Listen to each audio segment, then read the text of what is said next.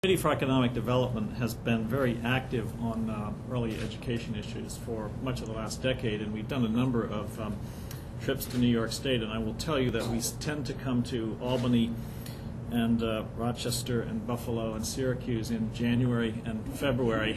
I'm not quite sure how this happens, but we're always very, very pleased to be here. And Karen introduced me to the Anchor Inn. Anchor Bar, okay, where I distinguished myself by ordering a glass of wine rather than a beer, which my chief of staff constantly reminds me was completely inappropriate. But the wings were great, and the wings were just great. So, Karen, thank you for your friendship and your partnership and your commitment on these issues. Senator Montgomery and Mr. Pearsall, I want to thank you both for your remarks and what you are doing, and your boss, Maurice, is doing on behalf of New York's children and families. It's impressive, it's important, and it has to be sustained. So we're very grateful for what you're doing. We don't take it for granted. We know it's not always easy, but I will tell you up front what I'm going to say at the end. It makes a difference, and we've been here before. We've had similar challenges, and we'll win again this time. I want to thank all of you in the audience for being here today. We are honored at the Committee for Economic Development to partner with groups. We are almost 70 years old. We were founded in the early 40s, helped create the Marshall Plan. We have businessmen and women on our board, 200 trustees, who are very committed to promoting issues in this country which relate to economic growth and development. And I will tell you, in my view, that there is no issue any more important than the health, well-being, and future of our young people. It is the greatest investment we can make in our country's future, and at a time where we don't do too well in terms of making investments. We've become caught up in a whole bunch of short-term thinking. It affects the legislature in Washington. My guess is it affects the legislature in this state and every other state.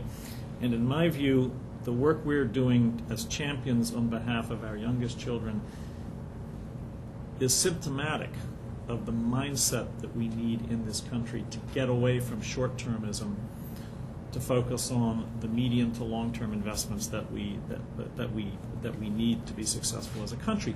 And what we've tried to do at the Committee for Economic Development, this hit me a few years ago. I'd gone out to Denver to a meeting of the National Conference of State Legislatures where they were focusing on early education issues. And I gave my remarks, and a woman in the audience stood up, and she said, "What you are doing at CED is giving us new language, new vocabulary. Because what we've tried to do, which is different," and I've heard this from Karen and Nancy Kolb and others, we tried to zero in on what the economists call ROI, return on investment, what business leaders will understand, as Kim knows from her work, where a dollar invested now is going to produce X dollars in the future in terms of community development, state revenue, dollars saved in terms of not being spent on remediation or prisons or that sort of thing. We have worked with the best economists in the world. Jim Heckman, University of Chicago, who won a Nobel Prize in economics, has helped us refine that return on investment analysis. Art Rolnick and others at the Minneapolis Fed have taken it further as well. And so what we've tried to do is to give advocates and legislators and businessmen and women across the country information about why this type of front-end investment is critical to their future and to the country's future. If you look at other countries, like we criticize the French a great deal, for all sorts of things. They get it right. They've made the type of front-end investments in their creche system, in their école maternelle system, so that their young people get off to a much better start than many young people in this country. And I still think it's true, even with China ascendant, we are still the wealthiest nation in the world, and it is an outrage that we do not do better by our young people. So meetings like this in state capitals like Albany are very important. It's a pleasure for me to be here with old friends and new friends, and I'm especially pleased to be here with Susan Hager, who heads the United Way of New York State. I think, Susan, our friendship and work goes back at least close to 18 years when I was at United Way of America, when I first learned about Success by Six and the work that Jim Rainier did when he was the CEO of Honeywell in launching that. And when I left United Way of America and came to the Committee for Economic Development almost 13 years ago, I found that Jim Rainier was also on the board of my new organization. And my former assistant at United Way of America found a file in the archives at United Way of America. I think Susan knows the story. I didn't know it. And she sent it to me. And what was interesting about the file was it was the history of the beginning of Success by Six. And it got started at CED. Because what happened was Rainier he was a business leader who got really excited about education policy, about young people, and he pioneered a project at Honeywell and then took it back to United Way and to United Way of America, and it became Success by Six. And it's in, 350 plus communities around the country with businessmen and women as part of that network. So I'm very proud that CED, which also played a catalytic role in the Marshall Plan, has played a catalytic role in Success by Six.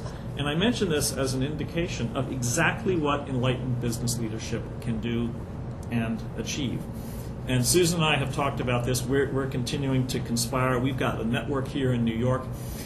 And let me close with this comment about the network. And it goes back to, Karen, the experience we had some years ago when another governor in another party, Governor Pataki, who had done a good thing by creating and expanding an early education program, he hit some rough patches in the road and was going to, correct me if I'm wrong in this, zero out all the funding. Okay? So we had exactly the type of partnership with Fight Crime, Invest in Kids. We had, we didn't have a general at that point, but we're pleased to have a general now. But we had sheriffs and others, and we spent a day or so here meeting with members from the legislature. And I think, Karen, it was you or Nancy said to me, our last meeting was with two people in Governor Pataki's office. And Karen said to me, it's not going to be fun. I said, what do you mean it's not going to be fun? She said, they don't want to hear what you have to say. It's going to be unpleasant. It's going to be in your face. And I said, it's all right. I'm trained as a litigator. I've been there. I've been in a courtroom before, and I'm ready. So we walk in, and they could not have been nicer. They said, well, we hear from Karen all the time. No, they didn't quite say it that way, but they said, well, we hear from our advocates. And that's what Karen does such a great job in doing. But they said it's great to hear from other voices, from the business community. Well, we happened to go down the list of all the CED endorsers. We'd run an endorsement campaign in this state and across the country. And it happened that there were 60 endorsers from New York State. They vote in this state. They hire in this state. They pay taxes in this state. They have children in the schools. And we just left a couple copies of that list behind on the table. Now, we're not going to take credit for the turnaround. I think we played a role. We're very proud of the role we played. But to me, it's an indication that sometimes when you're delivering a message and you think it may not, be welcome, you might be breaking through. So that experience has taught me a lot. And that's why it's important to have events like this, to welcome general new partners to the coalition, to continue, Susan, the relationship that we've had, to welcome Susan Gates and her organization as part of this effort. A huge difference. And so CED is committed to this issue. We've taken it all around the state. We've taken it around the country. Last year we took it to the Hague in the Netherlands, where the Europeans are interested in this sort of business model. And we also took it to South Africa, to Cape Town, where we've worked with a new partner organization, the National Business Initiative in Cape Town, South Africa, which is very interested in having greater business support. So the United States needs to be a leader here, not a follower. And New York State needs to continue its leadership. And anything that we at CED can do to help, we would be pleased to do. We've been with this for, I think, over a decade. We're going to continue to stay with it. So thank you very much. I went off script. I went a little longer. But there were some stories, the buffalo wings and others that I thought were important. But the main message is to say thank you, and we will win. And please enjoy your lunch.